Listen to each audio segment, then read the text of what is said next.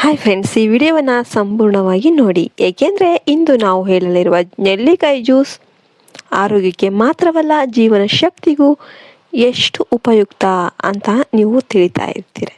ನಮ್ಮ ಅಜ್ಜ ಅಜ್ಜಿ ಕಾಲದಿಂದ ಕೂಡ ಬಳಕೆಯಲ್ಲಿರುವ ಈ ನೈಸರ್ಗಿಕ ಪಾನೀಯವನ್ನು ಸರಿಯಾದ ಪದಾರ್ಥಗಳೊಂದಿಗೆ ಸೇವಿಸಿದರೆ ದೇಹದೊಳಗಿನ ವಿಷಕಾರಿ ಅಂಶಗಳು ಹೊರಹೋಗುತ್ತೆ, ರೋಗ ನಿರೋಧಕ ಶಕ್ತಿ ಹೆಚ್ಚಾಗುತ್ತೆ ಮತ್ತು ದೀರ್ಘಕಾಲದ ಆರೋಗ್ಯ ಸಮಸ್ಯೆಗಳಿಗೂ ನಿಧಾನವಾಗಿ ಪರಿಹಾರ ಸಿಗುತ್ತೆ.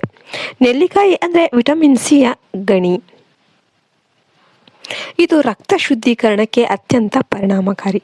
ನೆಲ್ಲಿಕಾಯಿಯನ್ನು ಜ್ಯೂಸ್ ರೂಪದಲ್ಲಿ ಸೇವಿಸಿದರೆ ಯಕೃತ್, ಕಿಡ್ನಿ ಮತ್ತು ಆಂತರಿಕ ಅಂಗಗಳು ಶುದ್ಧವಾಗುತ್ತೆ.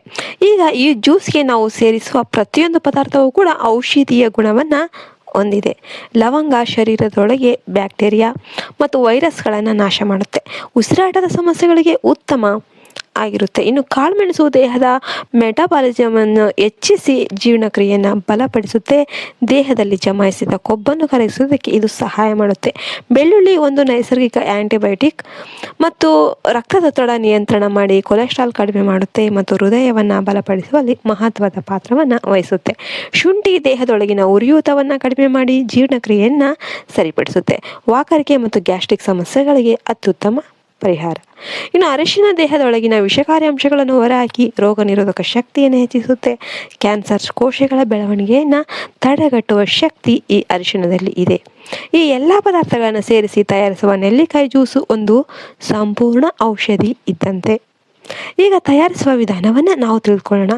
ಮೊದಲು 2 ಅಥವಾ 3 ತಾಜಾ ನೆಲ್ಲಿಕಾಯಿಗಳನ್ನ ಚೆನ್ನಾಗಿ ತೊಳೆದು, ನಾನು ಇಲ್ಲಿ 4 ನೆಲ್ಲಿಕಾಯಿಗಳನ್ನ ತಗೊಂಡಿದ್ದೀನಿ ಮತ್ತು ಅವನ್ನೆಲ್ಲ ಚೆನ್ನಾಗಿ ತೊಳೆದು ತುಂಡು ಮಾಡಿ ಬೀಜ ತೆಗೆದು ಮಿಕ್ಸಿ ಜಾರಿಗೆ ಹಾಕಿ ಅದಕ್ಕೆ 1 ಲವಂಗ, 1-2 ಕಾಳುಮೆಣಸು ಮತ್ತು ಸಣ್ಣ ಒಂದು ಬೆಳ್ಳುಳ್ಳಿ ಎಸಳು ಅವುಗಳನ್ನ ಎಲ್ಲ ಸುಲಿದು ಇಟ್ಕೊಂಡು, ನಂತರ ಒಂದು ಅರ್ಧ ಇಂಚು ಶುಂಠಿ ತುಂಡು ಮತ್ತು ಚಿಟಿಕೆ ಅರಿಶಿನ ಆಗ್ಬೋದು, ಇಲ್ಲ ಅಂದರೆ ನಿಮಗೆ ಇನ್ನು ಪ್ಯೂರಾಗಿ ಸಿಗುತ್ತಲ್ಲ ಅರಿಶಿನ, ಅದು ಹಾಕೋದ್ರಿಂದ ತುಂಬಾ ಅನುಕೂಲ. ಅಗತ್ಯವಿದ್ದಷ್ಟು ನೀರು ಹಾಕಿ, ನಿಮಗೆ ಎಷ್ಟು ಬೇಕು ಅಷ್ಟು ಹಾಕಿ, ನಾನು ಇಲ್ಲಿ ಇಬ್ಬರಿಗೆ ಅಂತ ಹಾಕ್ತಾಯಿದ್ದೀನಿ. ಚೆನ್ನಾಗಿ ಮಿಕ್ಸ್ ಮಾಡಿ ನಂತರ ಸ್ವಲ್ಪ ಸೋಸಿಕೊಂಡು ಇದನ್ನು ಖಾಲಿ ಹೊಟ್ಟೆಯಲ್ಲಿ ಕುಡಿಬೇಕು. ಖಾಲಿ ಹೊಟ್ಟೆಯಲ್ಲಿ ಬೆಳಿಗ್ಗೆ ಕುಡಿತಾ ಬಂದರೆ ಈ ಜ್ಯೂಸನ್ನು ಪ್ರತಿದಿನ ಕುಡಿಬಹುದು. ಆದರೆ ಈ ಆರಂಭದಲ್ಲಿ 1 ವಾರಕ್ಕೆ 3 ದಿನ ಸೇವಿಸೋದು ಉತ್ತಮ. ಇನ್ನು ಮಧುಮೇಹ ಇರುವವರು, ಯಾರಿಗೆ ಶುಗರ್ ಇದೆ ಅವರಿಗೂ ಜೇನು ಮತ್ತು ಸಕ್ಕರೆ ಸೇರಿಸೋದಕ್ಕೆ ಹೋಗಬಾರ್ದು.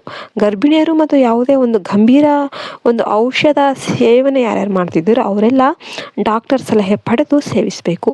ಈ ನೆಲ್ಲಿಕಾಯಿ ಜ್ಯೂಸನ್ನು ನಿಯಮಿತವಾಗಿ ಸೇವಿಸಿದರೆ ಕೂದಲು ಉದುರುವುದು ಕಡಿಮೆಯಾಗುತ್ತೆ, ಚರ್ಮಕ್ಕೆ ನೈಸರ್ಗಿಕ ಕಾಂತಿ ಬರುತ್ತೆ, ಜೀರ್ಣಕ್ರಿಯೆ ಸರಿಯಾಗುತ್ತೆ, ದೇಹದೊಳಗಿನ ಬಿಸಿ ಕಡಿಮೆಯಾಗುತ್ತೆ ಮತ್ತು ನೀವು ದಿನವಿಡೀ ಚುರುಕಾಗಿ ಶಕ್ತಿಯಿಂದ ಇರ್ತೀರ.